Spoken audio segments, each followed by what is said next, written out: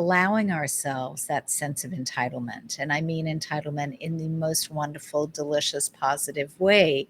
That when we know that we are the center of our own world, you're the center of your whole world, your friend's the center of her own world, we have to understand that if we feel entitled to do what we want with our lives, it's then about how do I get there? You're listening to Prospecting on Purpose, where we discuss all things prospecting, sales, business, and mindset. I'm your host, Sara Murray, a sales champion who's here to show you that you can be a shark in business and still lead with intentionality and authenticity. Tune in each week as we dive into methods to connect with clients, communicate with confidence, and close the deal. Kathi Sharpe-Ross is a brand and lifestyle marketing guru who has made a living out of shaping and advising corporations and brands on how to forge their path in the world. As the owner of the global brand and marketing agency, the SHARPE Alliance, Kathi has spent 30 years cultivating brands, businesses, deals, partnerships, and personalities in every industry. In addition to the SHARPE Alliance, she's a podcast host, author, speaker, workshop leader, philanthropist, and founder of the Reinvention Exchange. This includes the book, Reinvent Your Life, What Are You Waiting For? And an inspiring podcast titled The Power of Reinvention. Kathi is the true definition of a rainmaker. She is such an inspiration to me, and I cannot wait to learn more from her. Welcome to Prospecting on Purpose, Kathi. Thank you so much, Sarah. That was such a beautiful introduction. I really appreciate that. It's almost overwhelming when you kind of hear yourself captured in all the things that you've done. It's almost exhausting, but energizing. Well, I definitely have a lot of questions around how you stay energized. The first question that I want to ask you, though, is that, you have a podcast titled The Power of Reinvention, and you ask every single guest the same icebreaker. So we start this show with an icebreaker as well, and I want to ask you your own question. I love that. I love that. I never get to answer that question or those questions. Such a great question, and we're going to get into the book because I definitely feel it as a theme throughout the book. But the question is, what did you want to be when you grew up? Who was little Kathi? Well, I don't know if I've grown up yet, but along my journey from when I was little Kathi, I was really lucky. I spent a lot of my life with my family traveling and seeing the world. And I was so aware that there was so much more than what was immediately around my kind of four walls of my life where I grew up in Australia. I consider myself an Aussie through and through. I was born there and I lived there till I was 10 years old. And then we traveled all the time as a family. And then we lived overseas and moved to the States. And so I'd lived on 3 different continents by the time I was 14. I'd seen, tons and tons of countries and met people from all walks of life. And I think it really triggered like the curiosity bug in me. So I knew that whatever I did when I grew up, I wanted it to be with people, around people, just sort of connecting because it came to me so easily as I was young. So the little Kathi was very gregarious, very fun. I was the baby of 3 sisters. So I was, coddled and taken care of. And I wanted to be a prima ballerina. And the number one thing I wanted to be when I grew up because of all the traveling, and if, now I'm going to really age myself, but I wanted to be a lift operator or an elevator driver, because when you got into a hotel and there was that guy standing there, throwing back that circular metal disc that opened the door and closed the door. And I was like, wow, I don't know why. I just thought it was the coolest thing ever, but not exactly what I grew up to be. Aw, well, you still raise people up to all sorts of levels, Kathi. That's good. That's good, Sarah. Or Thanks. you're just dancing your way through life. I am definitely. Maybe not the prima ballerina. I think my mom told me at one point I was as graceful as a baby elephant, and we decided that maybe being a ballerina wasn't quite my vocation, but I do love to dance. That's true. I feel like when we get into this, I have a lot of mindset questions for you because I know how busy you are. I know all the different balls that you're juggling. And I think maybe before we even get into your past accomplishments and what you're building with the Reinvention Exchange, I would love to know how you stay so joyful and calm all the time. I mean, you are like this little duck on the water and everything's just rolling off your back while underneath the surface, your little feet are pedaling away. And I just want to know, how do you stay so calm? How do you stay so happy when life is just happening all the That's such an time? amazing All the question. time. I question that myself, and I do think it's my natural proclivity. I think it's just who I am, how I was born. I've always felt very strongly about not expending energy on things that we cannot control. And that the stress of things that we're dealing with is wasted energy, that we're better off to channel that energy into productivity. I'm very sort of problem solution oriented. So when something comes up, whether it's a challenge, whether it's a problem, it's something we have to solve, it's a left turn instead of a right turn, we go to zig instead of zag, I go straight for the solution. And I don't burn up a lot of energy on the drama and the emotion and the why and the how. I go straight to, how do we solve for this? What's the next step? What do we need to do? And really minimize the use of my energy and those around me on anything but the solution. And I think that's sort of my sort of constant, and it's kind of what dictates the way I do what I do a lot of the time. And yes, I typically have 5, 10, 20 balls in the air at the same time with all the different things that I'm doing. I level set probably 3, 4 times a day. I stop and I think first thing in the morning, what do I have to get done today? Where is my priority? Who is my priority to, whether it's personal, whether it's clients of the agencies. But I revisit that probably 3 or 4 times during a day because so many things are happening in the course of the day, and sometimes you do have to redo that. I also write everything down, and that keeps me not in my head as much as on paper. And I think that helps a lot because I can look to that and go, okay, these are the things I know I need to do. These are the people I need to call. These are the deadlines we need to meet. What can wait 20 minutes, 2 hours, till later, till tomorrow, reprioritize.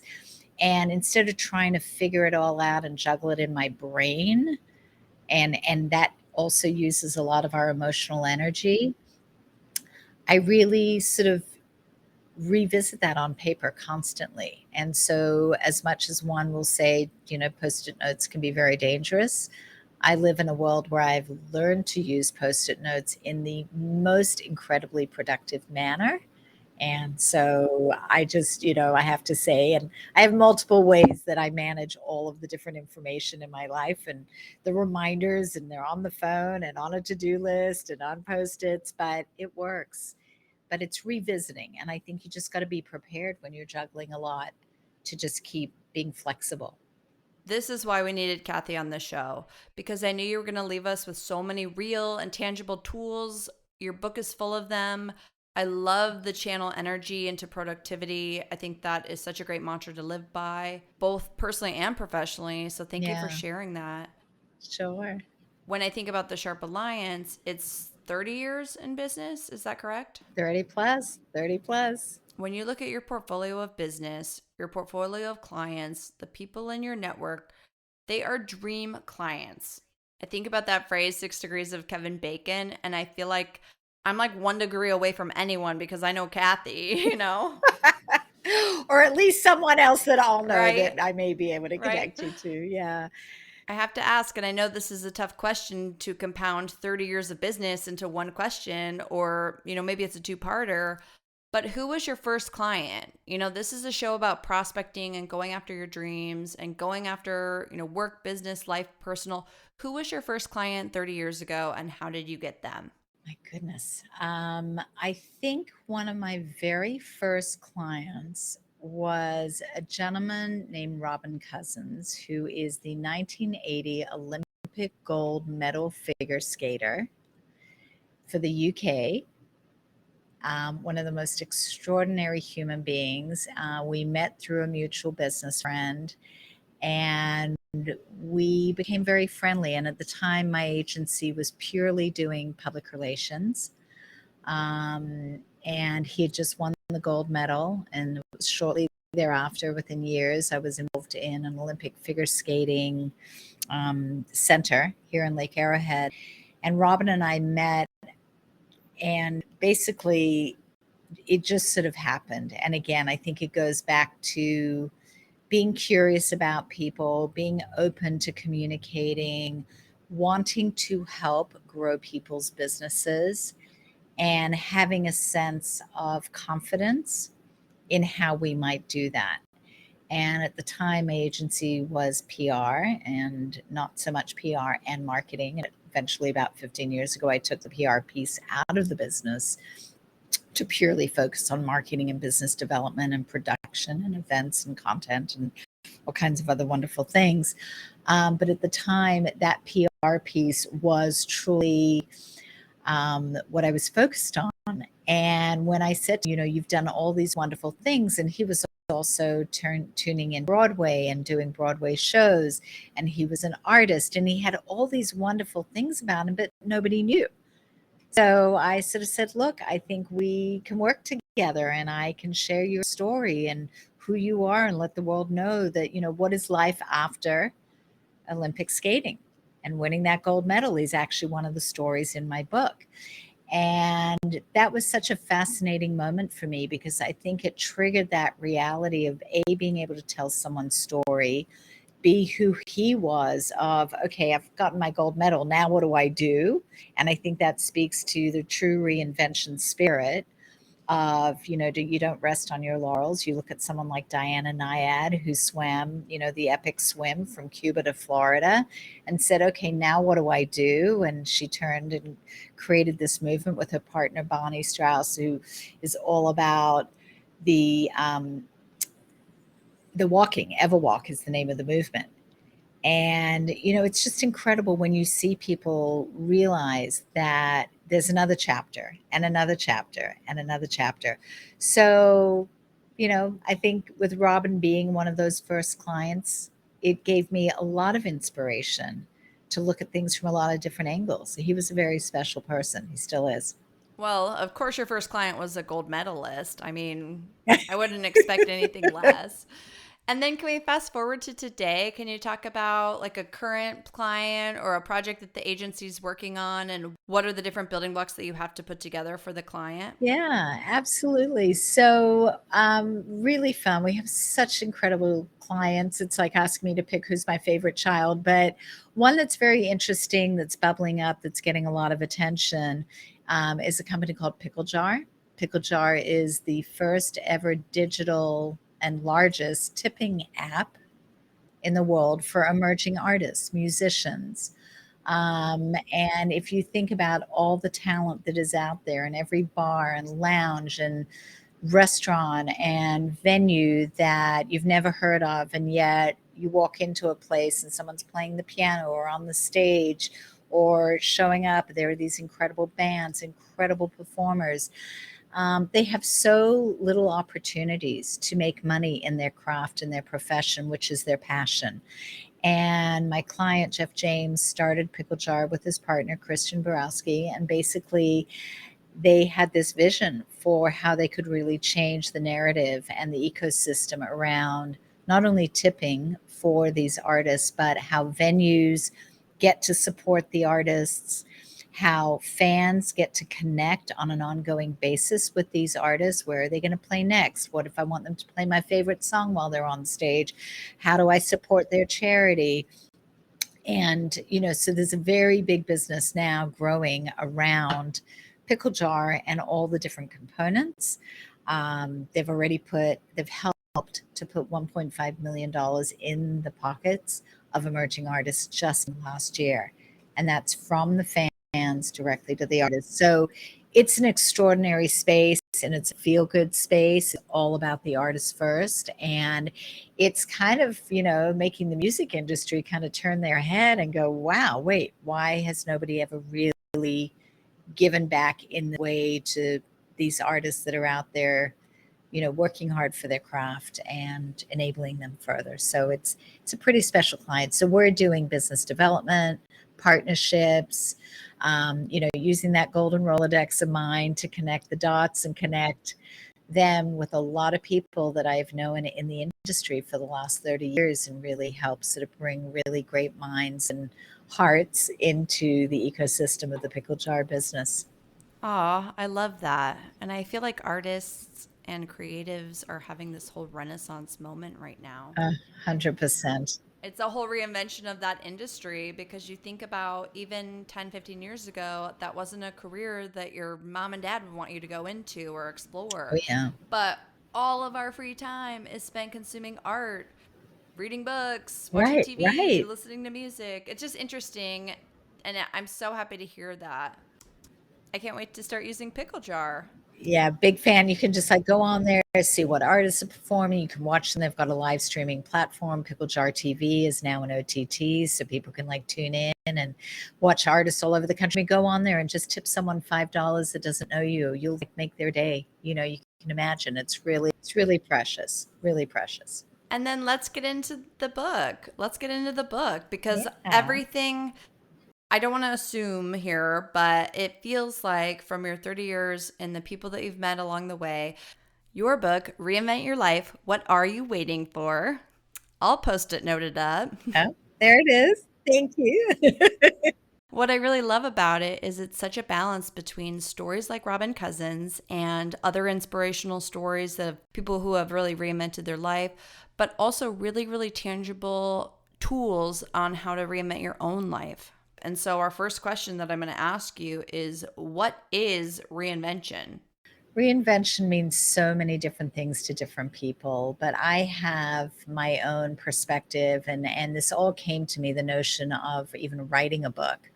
I was sitting having dinner with a very dear friend in New York one night, and I was saying, like, everybody always says to me, you're so lucky, you get to do what you want, the way you want, how you want, you're always having fun, you're doing interesting things, you seem to be making money.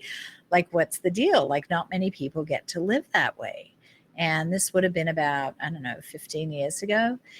And I said, well, everybody can. They just need to know that they're entitled to live life the way they want to, allowing ourselves that sense of entitlement. And I mean entitlement in the most wonderful, delicious, positive way, that when we know that we are the center of our own world, you're the center of your whole world, your friend's the center of her own world, we have to understand, if we feel entitled to do what we want with our lives, it's then about, how do I get there, right? So how do I decide what that is? What am I passionate about? What moves me? Who do I want to be in relationships with? What is the career path that I want? What is my spiritual proclivity? What are the hobbies I want to engage with that are going to nurture my soul? And the moment we start to allow ourselves to think that way, there may be one part of our lives, there may be multiple parts of our lives, but when we lean in and say, okay, I'm going to do something to sort of tweak what I am or am not doing in that space. And it might be a 5-minute reinvention, or it could be a 10-year reinvention. If we put one foot in front of the other and we decide that there is something we want to attain, and you could be a single parent of 2 kids, you could be holding down 2 jobs, but you have a dream. You cannot let go of that dream, even if it takes 10 years to attain what it is that you're doing. There is no reason in the world that you shouldn't be entitled to have that one day. And there are so many people in this world that, if you're struggling and challenged and you don't know how to get to that place, can mentor you, can advise you, can give you some experience. If you're working a job and you want to like open a chocolate store one day, like go volunteer for 3 hours, go to a local chocolatier and say, look, I want to learn about the business. I love it. I'm passionate about it. I want to know what it's like to really not just, sit behind the register, but what happens in the back room where all the chocolate's being made, and spend time. Like, you may learn that it's not everything you thought it was, or it really something you want to do. You're going to be helping them because you're another able-bodied brain that can help work for them. And you are learning. It's an internship of a different proportion. And I think that's really important for people. So to me, back to your question of defining reinvention, it is looking at some part of your life and deciding there is something special, different, new that you want to do with it. Proactively, we have aha moments in our lives where, something dawns on us that we could be doing, should be doing, someone else is, and we want to do it. Sometimes reinventions are forced upon us. We lose a job, there's a breakup, there's a death, there's a challenge that comes along, and all of a sudden we have to pivot. I think we all experienced that to, in the most ridiculous proportion in the last 2.5 years with the pandemic. But it kind of forced or invited people to do exactly what I say in my book, which is lean back and think about what you're doing with all these different parts of your life. And, the irony of when my book was published is not lost on me or most people that know me. The pub date for my book was March 7th, 2020. That was the week before we were all told to go home. So, ironically, not only did I have to reinvent the book launch plan and cancel and postpone all of my events and book tour and parties and everything that was in the planning, but my book also, Silver Lining, became sort of the guidebook for now. It was the, gee, what are you doing with your life? Who are you living with? What are you doing for a living? What are your hobbies? What are your passions? How's your health? All of these big questions that we all suddenly were forced to go home, sit around and think about what we were doing and what we were surrounded by sort of became the central conversation. And this book is literally about sit back, think about it. One of the chapters is called Hello, Are You Still in There? Whether it's rearranging your closet and wearing something different or driving a different way to Starbucks every morning or go to a different Starbucks, new things pop up in your life. And all of a sudden, new energy, new connections, new ideas sort of show up in your life. So sometimes it's just a little shaking up that we need to sort of trigger something and have a very mini reinvention moment. And sometimes they're big, long 10-year plans, to really figure out how to get to where we want to be. So reinventions come in all shapes and sizes. Okay. I feel like there's like 9 different things I want to talk about from that description. I love the chocolate shop example because when I was reading your book, I was thinking about the different examples you give about trying a new hobby or learning an instrument. And I am someone who will try things. I took guitar lessons 5 years ago. I got a guitar for Christmas. I took lessons. I'm not going to be a guitar player. That was very clearly shown to me. But what I got out of it is that my brain could turn off work. I was using a whole different part of my brain. I also really appreciate live music so much more now because now I understand how difficult it is. Or I took a TV writing class and now I understand the formula for writing TV shows and I understand and I appreciate television shows more. So it's just kind of fun to see that scratching the surface really gives you that much more appreciation and understanding and then enjoyment of the hobbies and things that you're already interested in.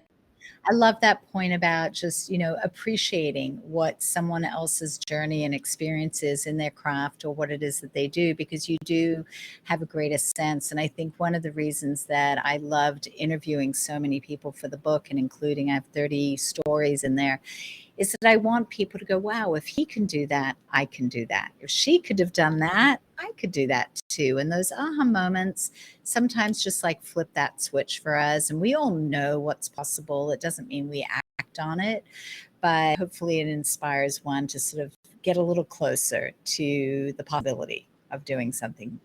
I would like to ask you about your aha moment because there is a line in your book that says when you meet someone who's in love with their life, you ask them what their aha moment was. I feel like I have aha moments every day, and that may sound really corny. Honestly, I've had so many. I will say that at one point in my 30 plus years of running an agency, I was approached by a company who said to me, you know, come work with us, close down your agency. You've got 2 little kids at home. You're traveling all over the country.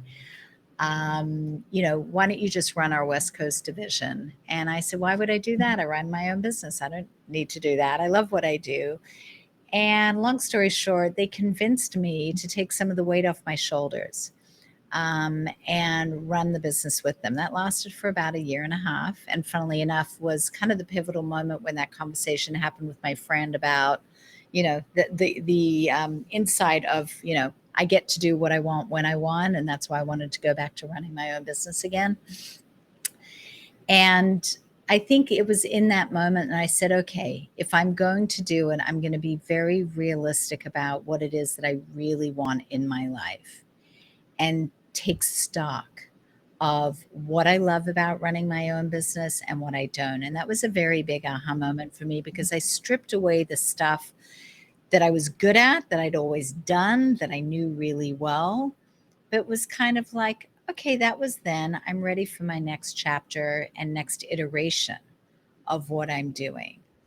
And looking forward at the things that intrigued me, that challenged me, that would be part of the next iteration of my running a business. So when I reformed the company again after this little kind of what I'll call a hiatus in between with these other folks, it was now like, okay, let's strip the PR piece of the business away, because that's a little thankless and it's not going to generate the kind of revenue that I really want to build up, and focus on the business development and annuities in deals and more of the business of marketing, and lean into that and surround myself with really great people. So it was a very big aha moment in my business life, that I kind of got clarity on what I was willing to put behind me and what I was excited to move forward with.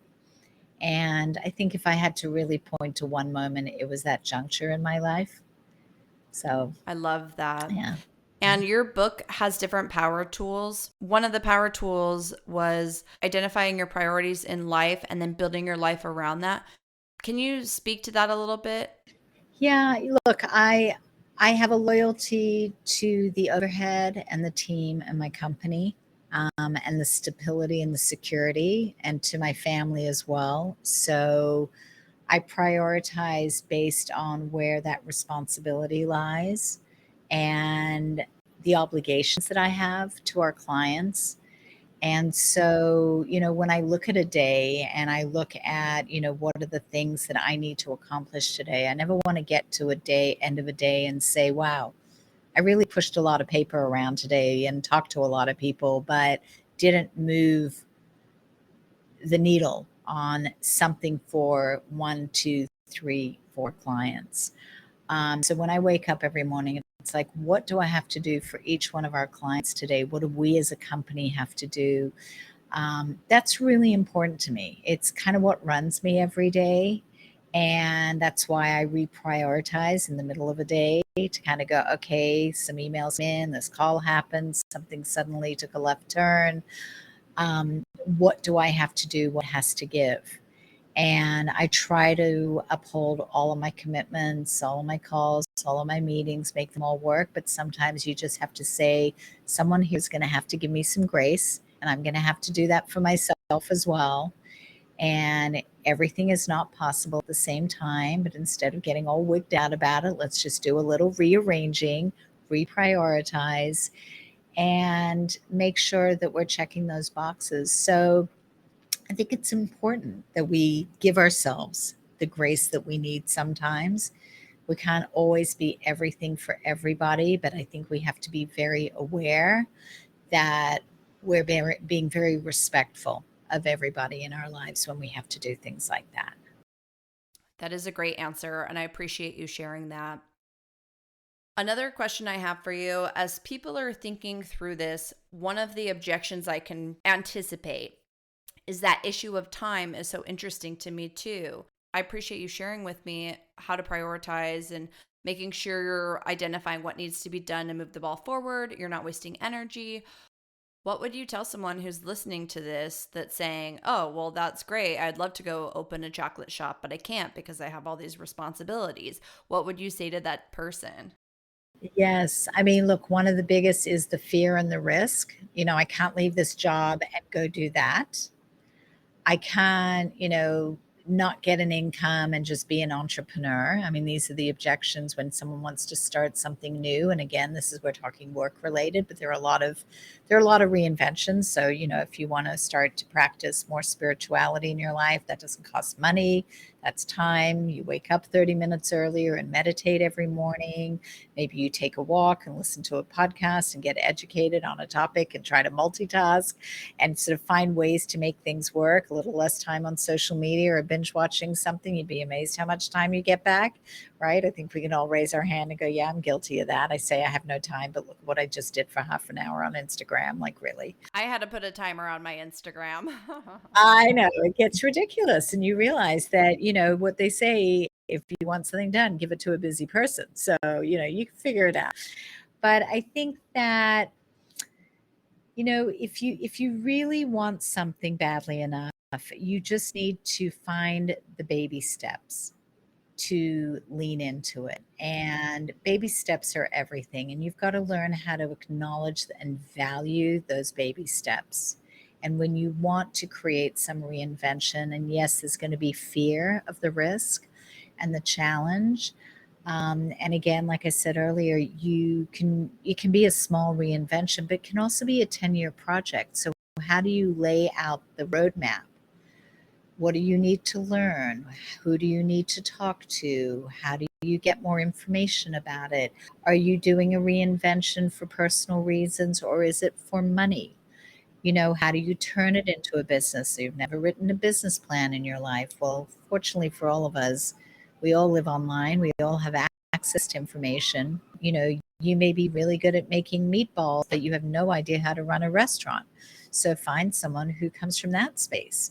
Or, so you've got to allow yourself the opportunity to really breathe life into an idea or a program that we all say, I want to do this, I wish I could do that, and we don't. And then we sort of go, well, I wanted to do it, but it didn't work out. Well, it didn't work out because you didn't take the steps to make it work out.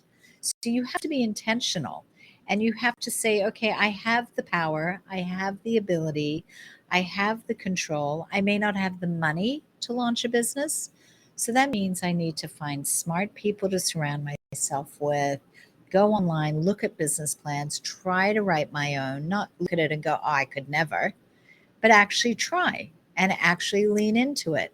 Find someone that can help you tweak it, grow it, evolve it, find mentors. And I think people are typically surprised when they reach out to other really great people in their lives and ask for help, how willing people are to give them that help, and to, that they entrust in who they are, to really get that support. And I think some people just don't put enough weight on that. And I think it's really important that we do that. But putting a roadmap together, a plan of some sort, whether it's on the back of a napkin or whether it's a nice full-blown 10-page document, really starting to put pen to paper. And when I say pen to paper, I literally mean pen to paper, because the connection between our mind and our visceral connection to writing ingrains things in us emotionally in a much deeper way.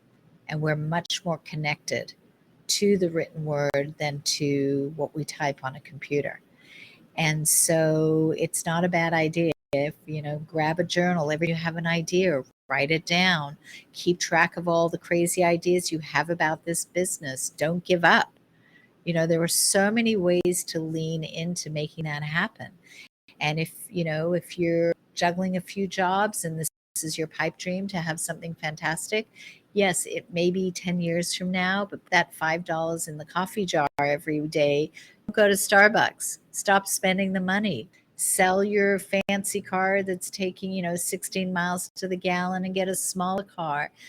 Make the compromises in your life if your dream is to create or build or do something of that magnitude. If it's something more simple, like getting healthier and just like motivation to get up and work out every day, that's, again, something we have a little control over.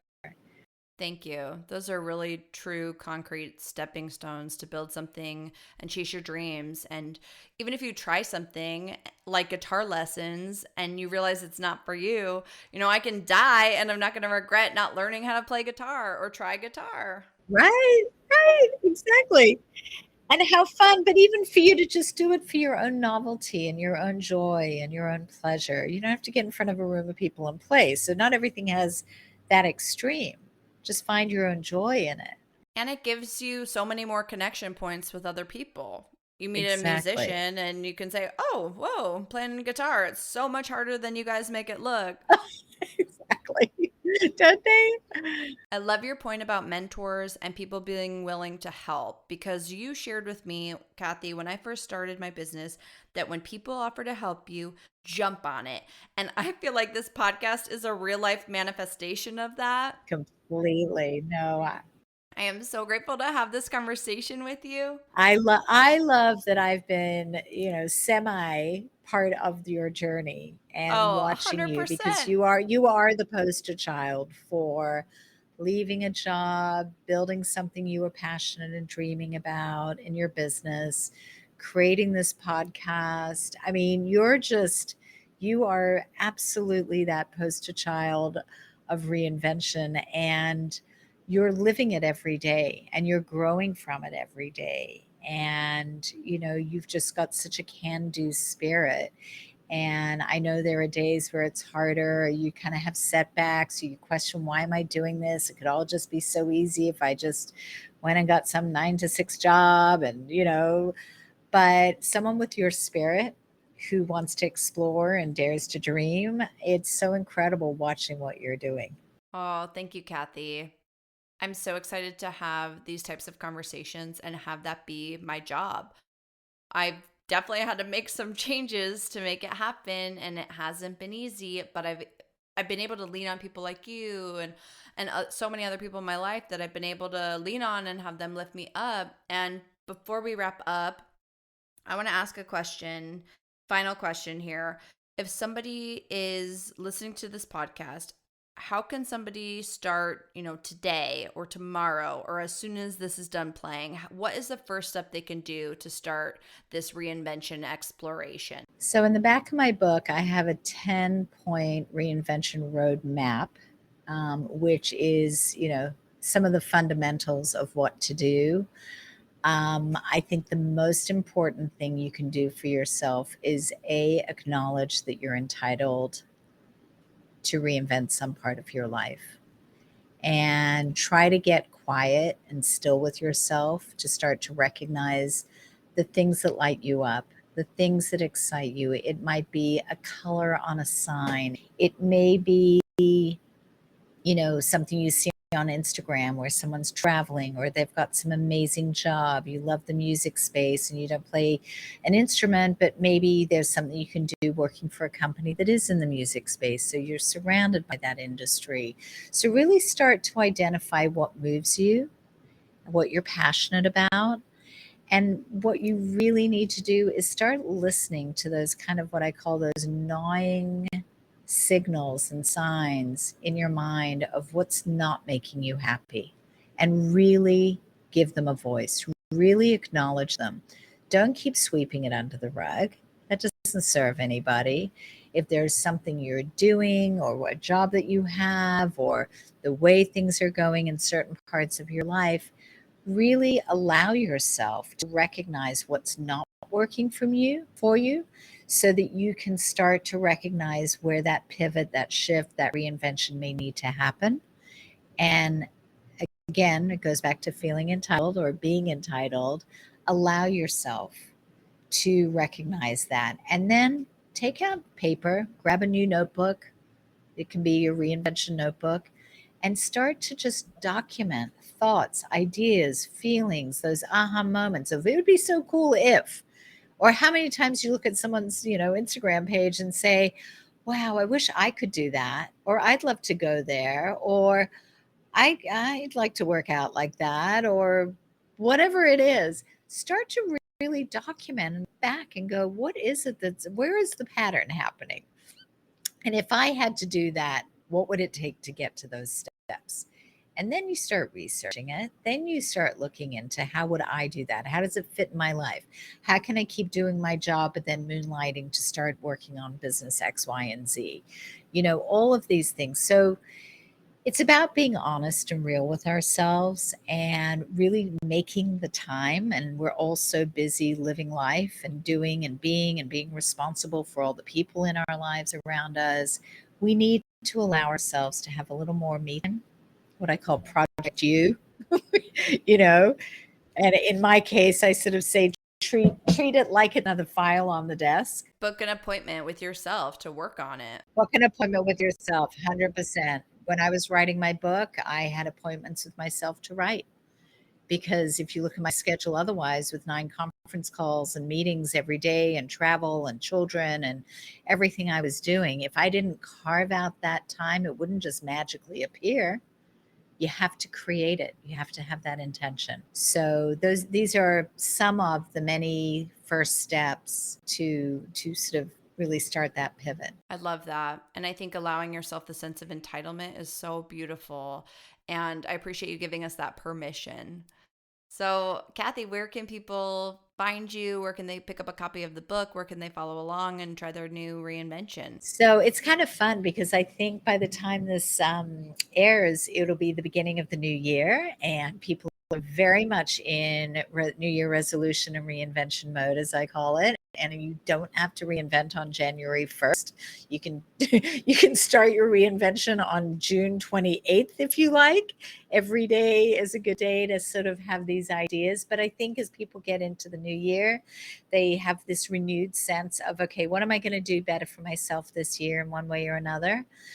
So it's a great time to have the conversation. And, if you pick up a copy of my book, which you can get either at the reinventionexchange.com, you can shop the book there and I'll send a signed copy to you. You can get it on Amazon Books, Apple Books, and I have hundreds of podcasts from the Power of Reinvention from the last 2 years, as well as all the virtual chats, which we've been doing since, COVID made me stay home and not go on the real book tour. We started a virtual book tour series, and we've got hundreds of interviews and conversations and a lot of inspired content and blogs. So there's a lot there if you just go to the reinventionexchange.com, and you can find all the ways to kind of tap into that kind of content. So thank you for asking. Thank you, Kathi. Well, folks, that wraps up this week's episode with The Power of Reinvention featuring Kathi Sharpe-Ross. I hope you enjoyed today's episode. I know I had a lot of really meaty, tangible takeaways from this discussion. I hope you felt the same. And to sign off using Kathi's words, happy reinventing. Thank you so much for listening to the Prospecting on Purpose podcast. If you loved what you heard today, subscribe to the podcast and please rate and leave a review. For more info on me, or if you'd like to work together, feel free to go to my website, saramurray.com. On social media, I'm usually hanging out at Sara Murray Sales. Thanks again for joining me, and I'll see you next time.